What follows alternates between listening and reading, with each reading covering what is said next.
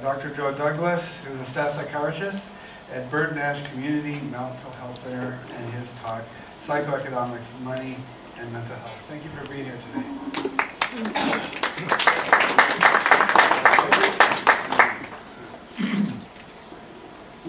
Joe, use the microphone if you would. It's hard of hearing.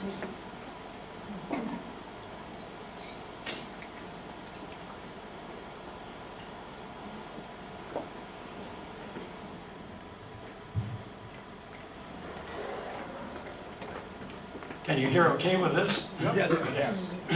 It's starting out with something different.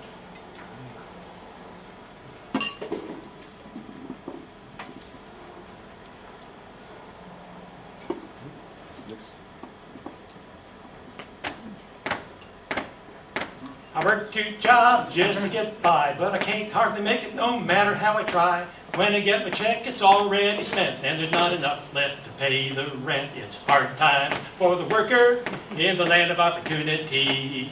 It's hard times for the worker in the land of opportunity. They cut my hours and they cut my pay. I think they wanted me to go away. Company, it just didn't care, so they sent my job overseas somewhere. It's hard times for the company in the land of opportunity. It's hard times for the worker in the land of opportunity. The company, it went plumb broke. Fired us all, and it ain't no joke. CEO lost his job too, but they gave him $20 million for what he didn't do. It's hard times for the worker in the land of opportunity. It's hard times for the worker in the land of opportunity. Working men and women need a fair shake. They need a fair wage for the things they make. CEOs ought to get paid too, but not 1,000 times what the workers do. It's hard times for the worker in a land of opportunity. It's hard times for the worker in the land of opportunity.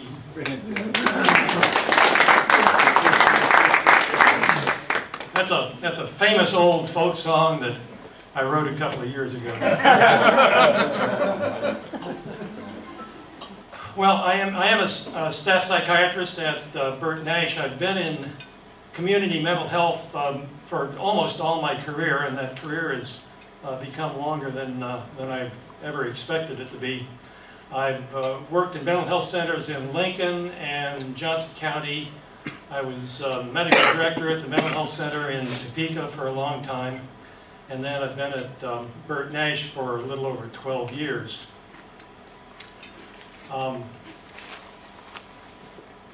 I might, just as an aside, let me give you just a thumbnail sketch of Bert Nash. This is actually a county agency, but we have funding from all sorts of sources. Have a staff of about 170. We serve clients from Douglas County. And actually, people with Medicaid from anywhere in the state, they have the choice of where they go. Pretty much divided between adult and children and adolescents. We have, like I say, a fairly large staff. We have 3 psychiatrists and 3 nurse practitioners and a couple RNs on our medical staff. It's a, well, I'll come back to some of this. At any rate, I've been there for quite a while now, and I thoroughly enjoy working there. It's a great place, good people, and good programs, and lots of supports. And, it's fairly easy for people to get started in treatment there. If somebody wants to get treatment, all they have to do is show up between 9 and 4. And they'll be evaluated and referred for whatever treatment is needed. So I've enjoyed my career. I've enjoyed my job a lot. With that, I'd have to say the last few years have been more frustrating than any time in my career because of the effects of partially the effects of the recession, but it's really more than that. I've seen more people, more often, who are worried, just worried sick, literally, because they've lost their job, they're unemployed, they're paid so little that they can't get by, or that they get sick, they get in an accident, they get behind, and all of a sudden they're on the edge of homelessness. They're all of a sudden on the edge of not having food to eat. They don't know how they're going to take care of their kids. And needless to say, this has a powerful impact on causing anxiety, depression, and other problems. For other people who had pre-existing psychiatric problems, the financial stress just makes everything that much worse. So this is an issue that just constantly comes up in meetings with clients. So I want to talk a little bit about the economy in general, and then some about what's happening with mental health systems, and then talk about some specifics of what's happening to people in Douglas County, clients of Bert Nash. And I couldn't resist. I've got a projector, I've got a screen, I've got a PowerPoint presentation, and I just could not resist the temptation to show you a bunch of statistics. So here they come. The Great Recession technically lasted from December of 2007 to June of 2009. And the good news is that ever since then, we've been in recovery. Although, try telling that to a whole lot of my clients.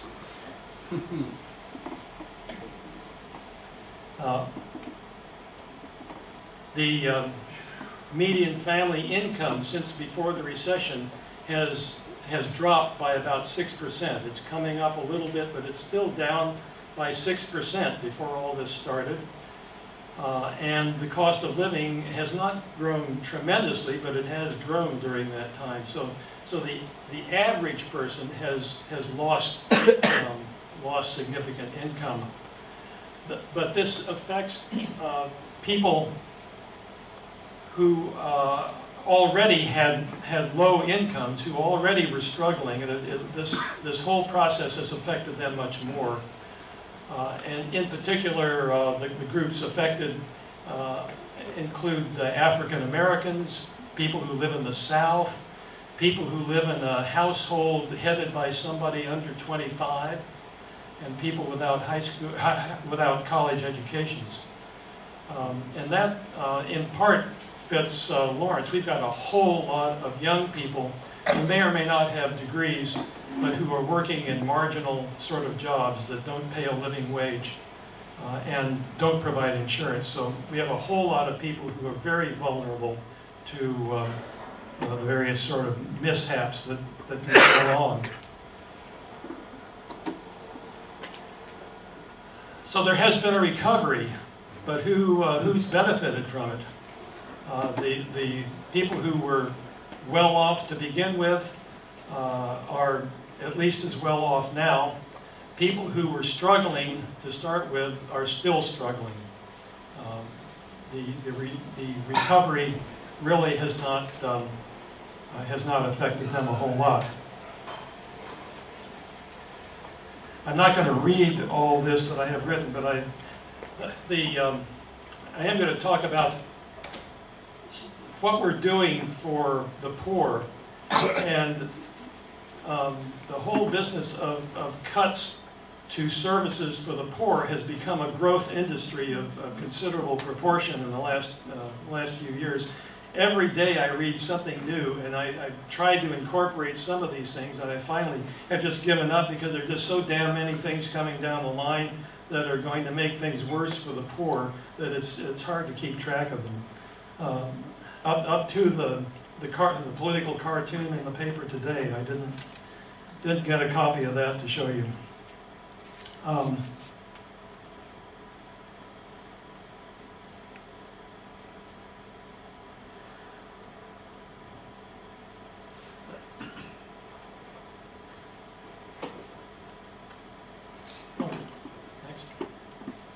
So, what recovery?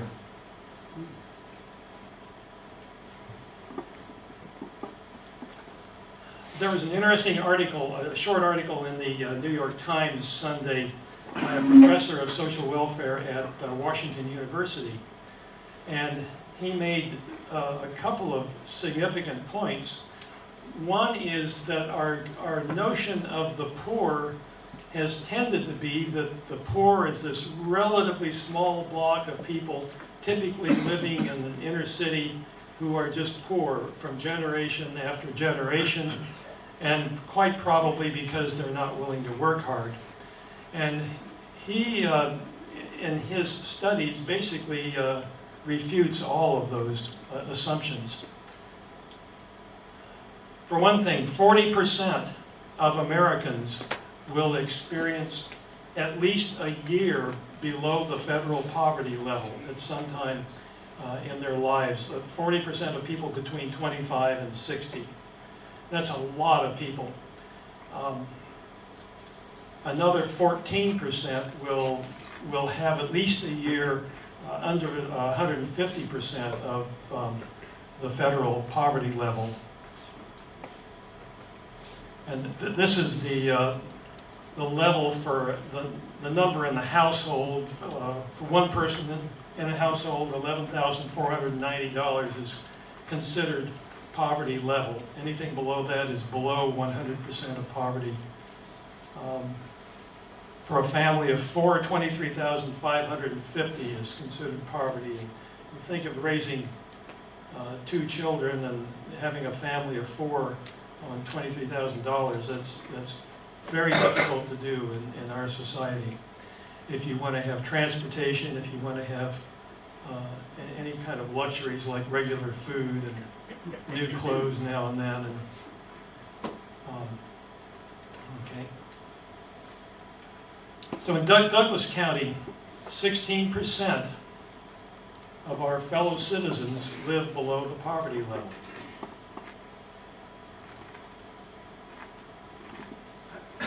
%14 of our children live below the poverty level. Something like half of all children at some point in their childhood, this is nationally, will live in a household that's receiving food assistance. So this is not something that's rare that just happens to people who for some reason have bad luck. This is something that happens to a whole lot of people.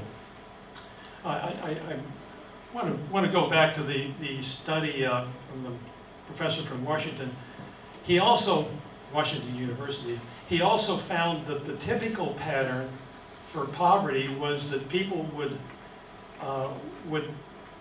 because of divorce or breakup in a family or illness or loss of a job or cut in hours, would suddenly be plunged into poverty and would stay there for a year or maybe 2 until they get finally a decent job, and then would work gainfully for many years, but then very typically would again hit a point where they fall into poverty.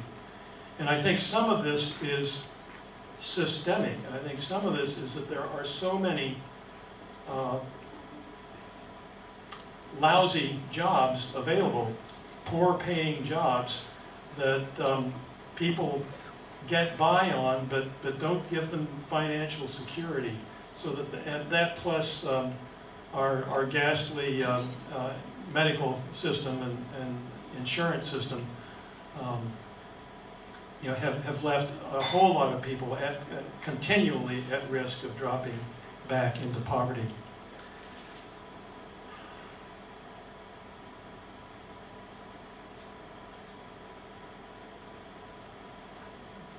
Okay.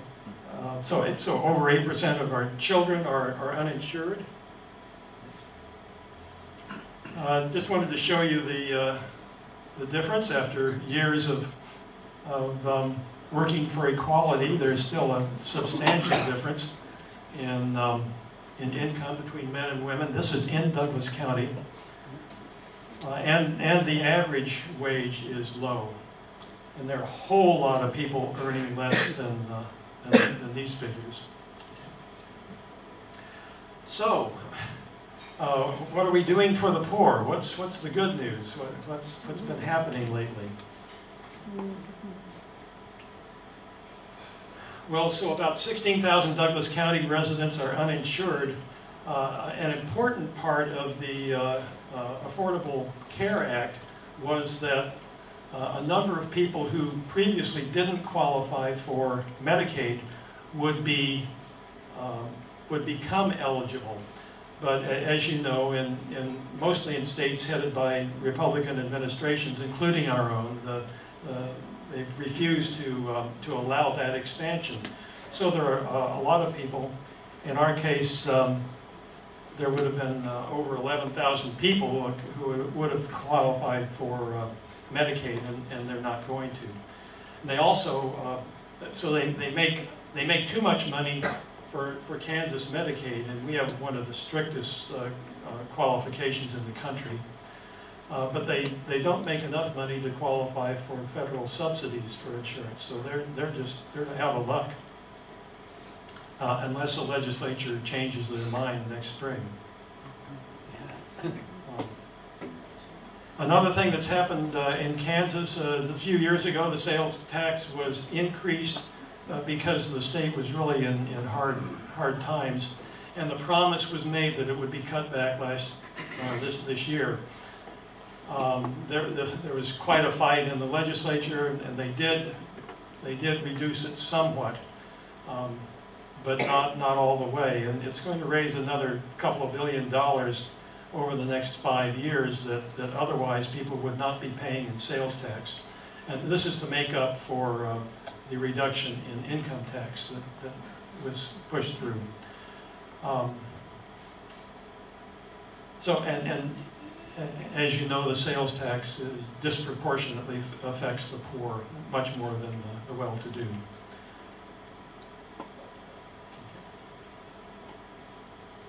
On the House Farm Bill and food assistance, the bill passed by the House last month would call for cutting about 20,000 Kansans off of food assistance.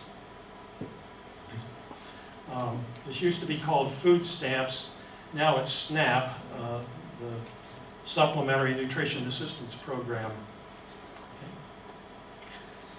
And about half the households receiving SNAP have children. And the average income for those households is $731. That just is not much money. So these are not people getting along really well and abusing the system to get extra food and money. These are people who really need it. There are 46 million people who used food assistance last year. That was up 20 million from before the recession.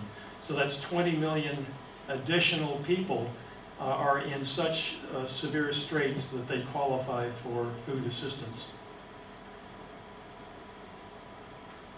So about 400 slots for Head Start have been cut in Kansas in the last, I believe the last year, maybe two. In Kansas, in addition to being first in eliminating arts councils, is also fourth in reducing payments to education. The governor wrote a rebuttal to an article in the New York Times just recently and pointed out that we are putting a lot more money into education, and that's true. That money is going to prop up the teachers' retirement fund, which is certainly a good thing to be doing, but the money isn't going into the classroom. And that again affects the poor somewhat more than others, in that they, without education, they just don't have a shot at making a really better life. And inevitably, local districts are going to have to raise property taxes to some extent to make up for the difference. And that again falls on anybody who has a home, whether you rent it or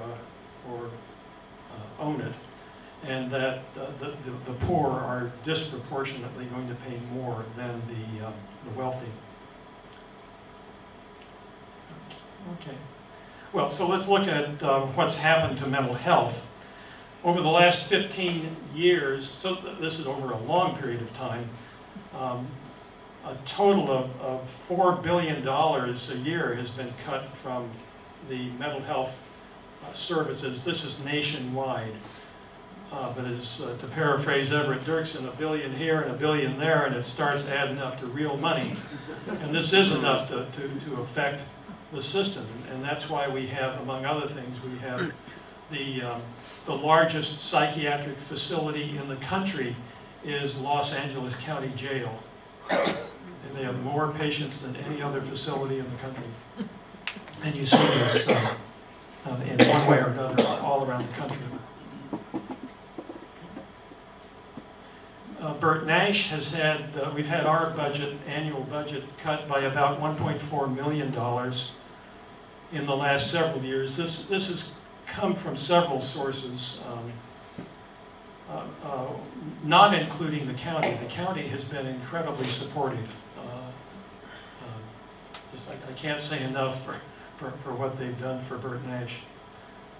And the city, for that matter, they own the health building across from LMH, and I think they rent it to us for $1 a year, or something of the sort. Let me speak just a moment about Bert Nash. With this amount of decrease in budget, there have had to be changes. We've had to think about working smarter, working more efficiently, and we've done so in a number of ways, and we are surviving. We're basically doing the same mission, but there have been changes. We've had to become more efficient. Among other things, I mentioned that getting into Bert Nash is now very simple. You just simply show up, and somebody will be there ready to do an evaluation.